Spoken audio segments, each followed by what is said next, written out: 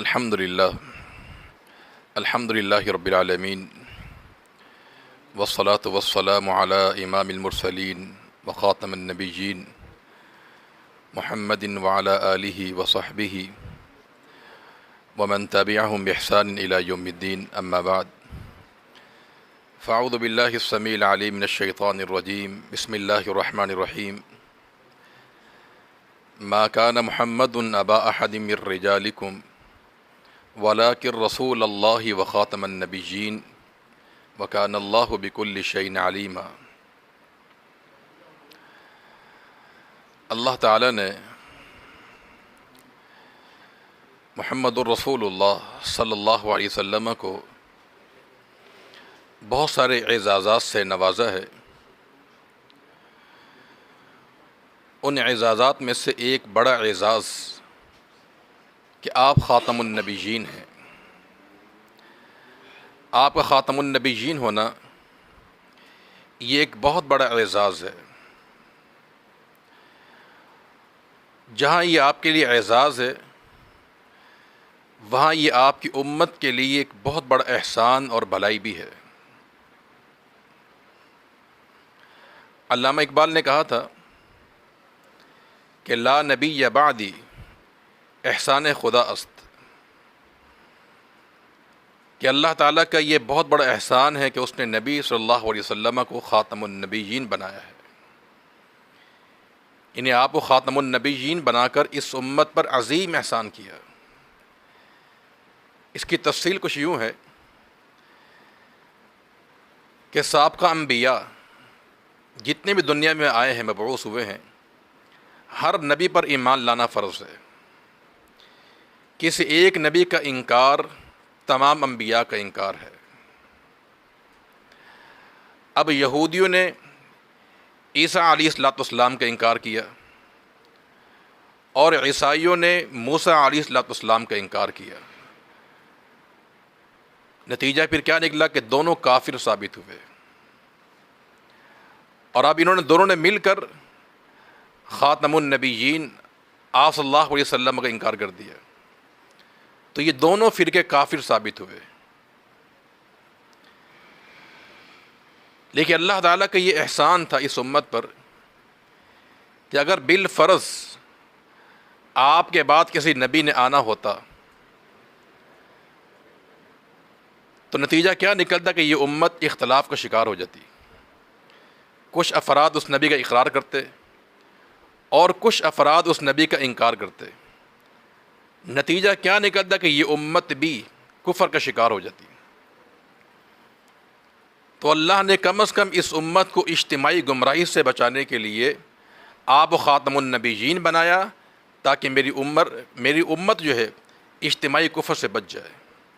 تو یہ کتنا بڑا احسان اور عظیم بھلائی ہے اس امت پر کہ اللہ نے آپ کو خاتم النبیین بنایا، ورنہ یہ امت بھی سابقہ امتوں کی طرح، یہود و نصارہ کی طرح، آنے والے نبی کے بارے میں اختلاف کرتے اور کفر تک بات پہنچ جاتی۔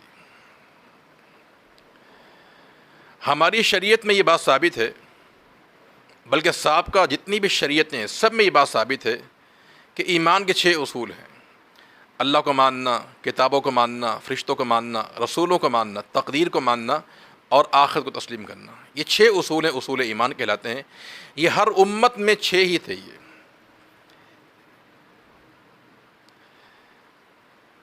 سابقہ انبیاء جتنے بھی آئے ہیں ان کی نبوتوں کو، رسالتوں کو ماننا ہی کافی ہے، انسان کا ایمان مکمل ہو جاتا ہے، نبوت کے لحاظ سے، رسالت کے حوالے سے۔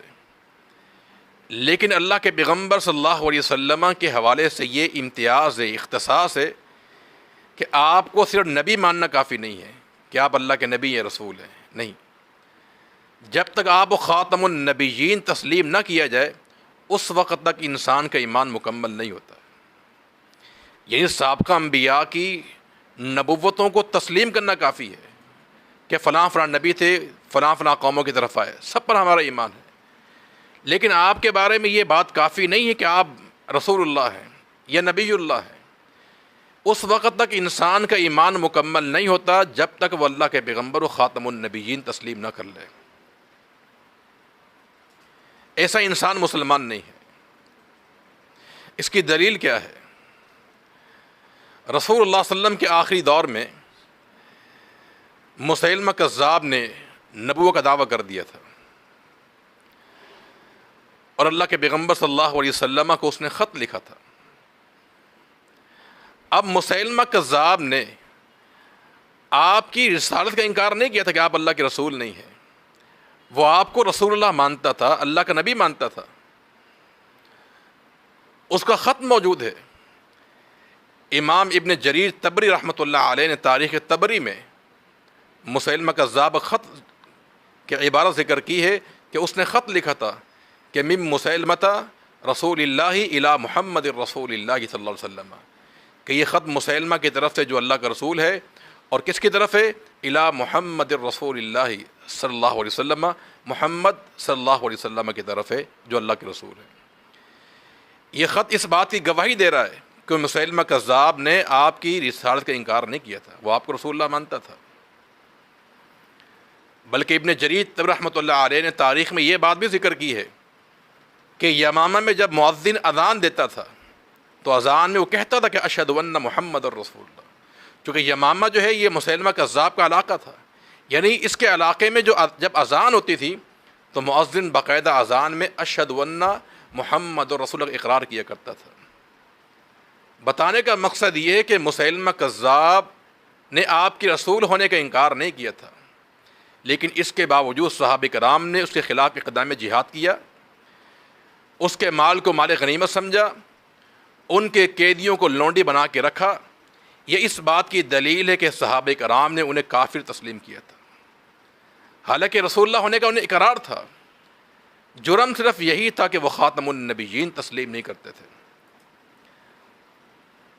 چنانچہ یمامہ کے مقام پر یہ مسیلمہ کذاب 40,000 کا لشکر لے کر آیا تھا، اور صحابہ کرام نے بحمد اللہ انہیں تہس نہس کیا، جہنم واصل کیا، اور ان کے مال کو مال غنیمت سمجھا گیا، تقسیم کیا گیا، اور ان کے جو قیدی تھے ان کو لونڈی بنایا گیا، بنا کر تقسیم کیا گیا۔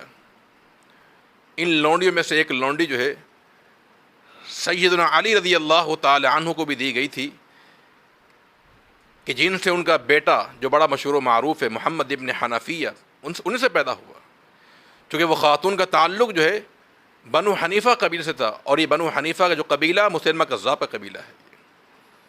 تو گویا کہ صحابہ کرام کا فہم یہ بتاتا ہے کہ مسیلمہ کذاب کافر تھا، اس لیے اس کے خلاف اقدام جہاد کیا، اور اس کے مال کو مال غنیمت سمجھا، اور ان کے جتنے اسیران تھے انہیں لونڈی بنا کے رکھا گیا۔ تو اس لیے آپ صلی اللہ علیہ وسلم کا یہ اختصاص ہے کہ آپ کی رسالت کے ساتھ ساتھ آپ کو خاتم النبیین تسلیم کیا جائے۔ اور تیسری بات یہ ہے کہ ہمارا ایمان ہے کہ انبیاء اور رسول جو ہیں یہ اپنی قوموں کے لیے، اپنی امتوں کے لیے ماں باپ سے زیادہ مہربان ہوتے ہیں، مشفق ہوتے ہیں، اس کا انکار نہیں ہے۔ اور رسول اللہ صلی اللہ علیہ وسلم تو بڑے ہی مہربان تھے، بڑے ہی مشفق تھے اپنی امت کے لیے، یعنی ہر نبی اپنی قوم کے لیے ماں باپ سے زیادہ مہربان ہوتا ہے، کہ مارے کھا کر بھی اپنی قوم کو دعوت دیتا ہے وہ، کہ میری قوم جہنم میں نہ چلی جائے۔ تو اللہ کے پیغمبر تو مجسمہ رحمت تھے، آپ تو بڑے ہی مشفق مہربان تھے، تو آپ کی شفقت اور مہربانی کا تقاضا یہ ہے کہ اگر آپ کے بعد کسی نبی نے آنا ہوتا تو آپ پیشن گوئی کر کے جاتے، یعنی آپ نے بہت سی پیشن گوئی فرمائی نا اپنی امت کے لیے فتنوں کے حوالے سے، کہ دجال کا فتنہ آئے گا، آپ نے اور بہت ساری چیزیں امت کو بیان کی ہیں، عمر فاروق کی شہادت آپ نے بیان کی، عثمان غنی کا ذکر کیا اللہ کے پیغمبر نے، یعنی بہت ساری چیزیں اللہ کے پیغمبر نے بیان کی امت کو، تاکہ میری امت آگاہ رہے۔ تو آپ کی مہربانی کا تقاضا یہ تھا کہ اگر آپ کے بعد بھی کسی نبی نے آنا ہوتا تو آپ اس کا نام بتاتے، اس کے بارے میں پیشن گوئی کرتے، یہ امت سے محبت کا تقاضا تھا آپ کا۔ جس طرح دیگر انبیاء نے آپ کی بشارت دی، حضرت عیسیٰ کے بارے میں آتا ہے قرآن مجید میں، وَمُبَشِّرًا بِرَسُولٍ يَأْتِي مِن بَعْدِهِ اسْمُهُ احمد، حضرت عیسیٰ نے کہا تھا کہ میں تمہیں بشارت دیتا ہوں کہ میرے بعد ایک نبی آئے گا، اس کا نام احمد ہوگا۔ حضرت موسیٰ نے بشارت دی ہے۔ جب سابقہ انبیاء اپنی امتوں پر یہ مہربانی کر سکتے ہیں کہ ہمارے بعد نبی آئے گا، تو اللہ کے پیغمبر اتنے مہربان وہ کیسے اپنی امت سے یہ بات چھپا سکتے ہیں؟ لیکن آپ نے یہ بات فرما کر کہ لا نبی بعدی، کہ میرے بعد کوئی نبی نہیں آئے گا، یہ آپ نے اس امت پر عظیم احسان کیا ہے۔ تو یاد رکھیے جو انسان بھی منکرین ختم نبوت ہے، ایسا انسان مسلمان نہیں ہے، وہ کافر ہوتا ہے، اس کا اسلام سے کوئی تعلق نہیں ہے۔ تو صحابہ کرام نے منکرین ختم نبوت سے اقدام جہاد کیا ہے، اور ایک کثیر تعداد صحابہ کرام کی شہید ہوئی ہے ختم نبوت کے تحفظ کے لیے۔ یہ دلیل ہے کہ خاتم النبیین کا اختصاص جو ہے اتنا عظیم اختصاص ہے کہ اس کے لیے صحابہ کرام نے اپنی جانیں قربان کی ہیں۔ حافظ ابن حجر رحمۃ اللہ علیہ نے فتح الباری کے اندر تعداد ذکر کی ہے کہ تقریباً 700 کے قریب صحابہ کرام جنگ یمامہ میں مسیلمہ کذاب کے خلاف لڑتے ہوئے شہید ہوئے ہیں۔ تو 700 صحابہ کرام نے اپنی جانوں کا نذرانہ پیش کیا، کس کے لیے؟ خاتم النبیین کے تحفظ کے لیے۔ تو لہذا ہمارا ایمان ہے، بلکہ سلف سے لے کے خلف تک پوری امت کے اس پہ اجماع اور اتفاق ہے کہ محمد الرسول اللہ صلی اللہ علیہ وسلم خاتم النبیین ہیں۔ آپ کے بعد کوئی نبی کوئی آیا ہے نہ قیامت تک آئے گا۔ جو انسان آپ کے آنے کے بعد کسی اور نبی کا منتظر ہو یا دعویٰ کرے یا کسی کو نبی مانے، وہ ذلی ہو یا بروزی ہو، ایسا انسان در اسلام سے خارج ہے۔ اس عقیدے کے اندر اس اتفاق پر کسی دو مسلمانوں کا بھی اختلاف نہیں ہے، اس پر اجماع ہے اور یہ اجماع ذکر کیا ہے ابن حزم رحمۃ اللہ علیہ نے، دیگر علماء محدثین نے، کہ اس پر پوری امت کا اجماع ہے۔ تو جو بھی منکرین ختم نبوت ہے وہ در اسلام سے خارج ہے۔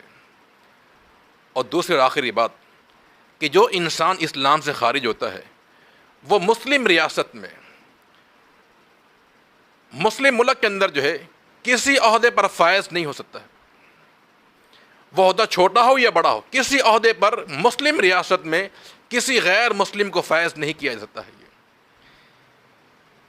یہ اللہ تعالیٰ کی ناراضگی اور اللہ تعالیٰ غضب کا سبب میرے بھائیوں، اور لعنت کا سبب ہے یہ۔ تو لہذا ہمارا دین ایک غیرت مند دین ہے، وہ چاہتا نہیں ہے کہ کسی مسلم ریاست کے اندر کسی غیر مسلم کو عہدہ دیا جائے، کوئی منصب دیا جائے۔ ایک واقعہ بیان کرتا ہوں جس سے آپ اندازہ لگائیے کہ اسلام کتنا غیرت مند دین ہے غیر مسلم کے تعلق سے۔ ابو موسیٰ اشعری رضی اللہ تعالیٰ عنہ یہ قاضی تھے، اللہ کے نبی کے زمانے کے اندر بھی ان کو بڑے عہدے دیے گئے تھے، اور صدیق اکبر کے زمانے میں بھی انہیں عہدہ قضات پر مأمور کیا گیا، اور عمر بن خطاب کے زمانے پر بھی یہ قاضی بن کر رہے، بڑے قاضی تھے یہ۔